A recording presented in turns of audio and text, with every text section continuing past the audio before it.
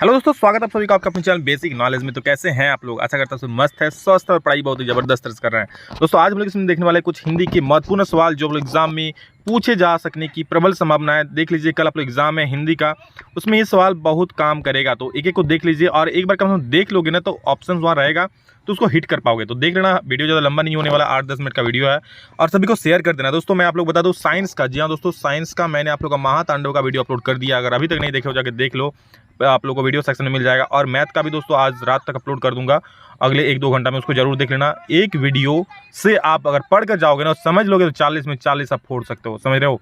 तो बस देखना, इंतजार करो, साइंस का जाकर देख लो और मैथ का इंतजार करो, जल्द आ जाएगा। हाँ, पहली बार आए चैनल पर तो सब्सक्राइब करके जाना, क्योंकि इसी प्रकार वीडियो आप लोगों को मिलता रहेगा और बोर्ड एग्जाम की तैयारी बहुत धाकड़ तरीके से होगा और आगे तो क्या होगा, तो बस धमाका होगा। चलो देखो, पहला सवाल है, कबीर की रचनाओं का प्रमाणिक ग्रंथ कौन माना जाता है? तो दोस्तों कबीर की रचनाओं का प्रमाणिक ग्रंथ बीजक को माना जाता है। याद रखना, इंपॉर्टेंट सवाल है, बीजक, ठीक है, बीजक नाम याद रखना, ये आप लोग मॉडल पेपर में भी था। कबीर की रचनाओं का प्रमाणिक ग्रंथ बीजक को माना जाता है। नेक्स्ट, कबीर किस ब्रह्म के उपासक थे? तो दोस्तों कबीर निर्गुण के उपासक थे, ठीक है, किसके? निर्गुण के उपासक थे। नेक्स्ट क्वेश्चन देख लीजिए, कबीर किसके विरोधी थे? तो कबीर दोस्तों पाखंड के भी विरोधी थे, कर्मकांड के भी विरोधी थे और भेदभाव के भी विरोधी थे। यानी कि ये तीनों हो जाएगा, यानी कह सकता है कि उपरोक्त सभी जो है सही उत्तर हो जाएगा। चारों उत्तर मतलब 4 ऑप्शन सही हो जाएगा। कबीर की सखियों में किसका महत्व बताया गया है? कबीर की साखियों में, ठीक है, किसका महत्व बताया गया है? तो दोस्तों प्रेम का, कबीर प्रेम का कवि, मतलब कह सकते हैं कि प्रेम का महत्व बताया गया उसमें। ऑप्शन नंबर 2 बिल्कुल सही उत्तर हो जाएगा। और अगला सवाल हम लोग देखेंगे, मनुष्य ईश्वर को कहाँ नहीं ढूंढता है? तो मनुष्य दोस्तों ईश्वर को मंदिर में भी ढूंढते हैं, मस्जिद में भी ढूंढते हैं, क्रियाकर्म में भी ढूंढते हैं। सिर्फ कहाँ नहीं ढूंढते हैं? खेल के मैदान में। अरे भैया, खेल के मैदान में बच्चे खेलते हैं, जैसा अभी खेल रही हैं, ठीक है। आपको पता होगा दोस्तों, मैं ये वीडियो बना रहा हूँ बाहर हूँ अभी, घर सब लोग पता है, मैं बोकारो आया हूँ और यहीं से ये वीडियो मैं शूट कर रहा हूँ। अभी मैं बैठा हुआ हूँ बाहर में। चलिए, आप लोग वीडियो देना जरूरी है, इसमें बना रहा हूँ, आप लोग पढ़ो मेहनत से। मनुष्य ईश्वर को कहाँ नहीं ढूंढता, ये तो हो गया। किसको सब श्वासों का श्वास कहा गया है? किसको सब श्वासों का श्वास कहा गया है? तो इसका उत्तर हो जाएगा ऑप्शन नंबर 2, ईश्वर को दोस्तों सब श्वासों का श्वास कहा गया है। क्योंकि ये सवाल आप लोग मॉडल पर में था, तो अच्छा से इसको देख लो, इंपॉर्टेंट है। ऑप्शन नंबर 2 बिल्कुल सही उत्तर हो जाएगा। अगला सवाल है, मानसरोवर सुभर जल हंसा केली कराही में हंस प्रतीक है। दोस्तों हंस जो प्रतीक है वह भक्त हृदय का, ठीक है। नेक्स्ट सवाल है, कबीर के अनुसार मानसरोवर क्या है? तो दोस्तों कबीर के अनुसार मानसरोवर मन या मानस है। मानसरोवर में मन आ रहा है, उससे याद रखना, मन या मानस। मानसरोवर क्या है कबीर के अनुसार? मन या मानस। ऑप्शन नंबर 2 बिल्कुल सही उत्तर हो जाएगा। नेक्स्ट क्वेश्चन है, पखा पखी का शाब्दिक अर्थ क्या होता है? दोस्तों ये सवाल आप लोग मॉडल पेपर में भी था, अच्छे से देख लो। पखा पखी का शाब्दिक अर्थ होता है पक्ष विपक्ष, ठीक है। ऑप्शन नंबर 2 बिल्कुल सही उत्तर हो जाएगा। नेक्स्ट क्वेश्चन देखो, हंस कहाँ के जल में क्रीड़ा कर रहे थे? तो दोस्तों हंस मानसरोवर के जल में क्रीड़ा कर रहे थे। कहाँ? मानसरोवर, ठीक है।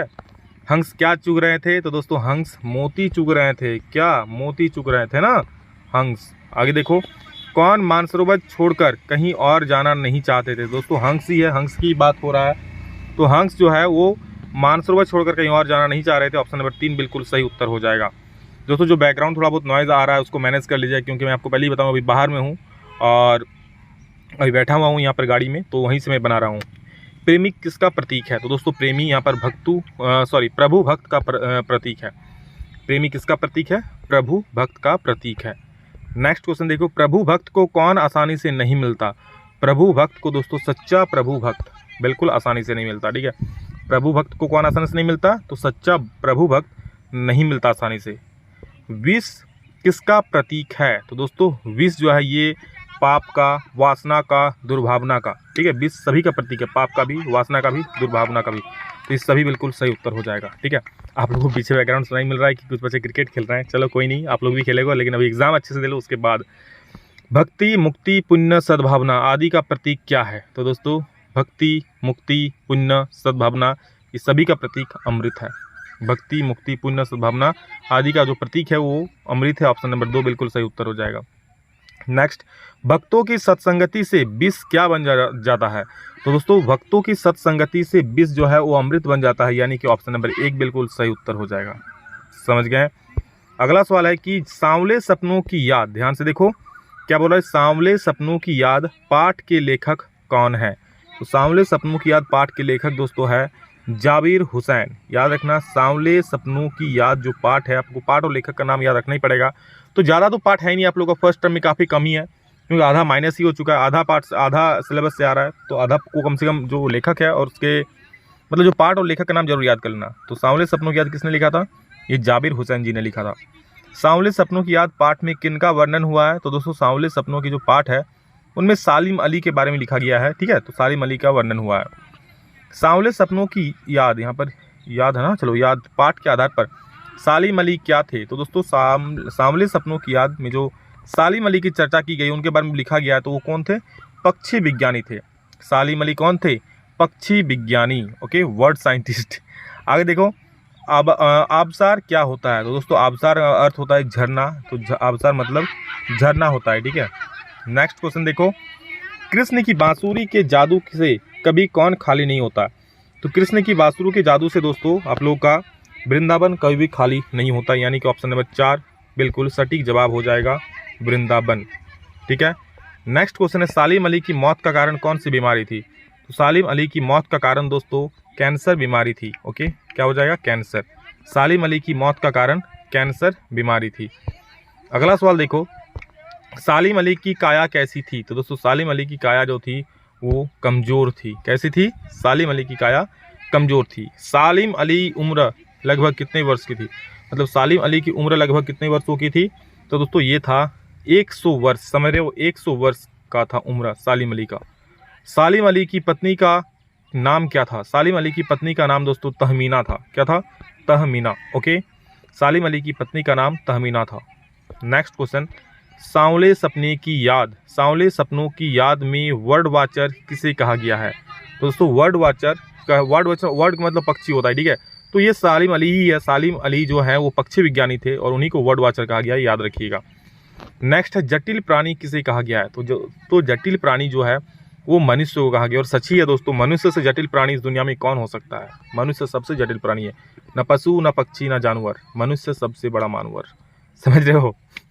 नेक्स्ट क्वेश्चन देखो, जटिल प्राणियों के लिए कौन हमेशा एक पहेली बने रहेंगे? जटिल प्राणियों के लिए कौन हमेशा एक पहेली बने रहेंगे? तो सालिम अली। सालिम अली हमेशा उसके लिए एक पहेली बने कर रहेंगे जटिल प्राणियों के लिए। नेक्स्ट क्वेश्चन है, सालिम अली कौन विज्ञानी थे? अभी बताएं, पक्षी विज्ञानी थे, एकदम मार दोगे फटाक से।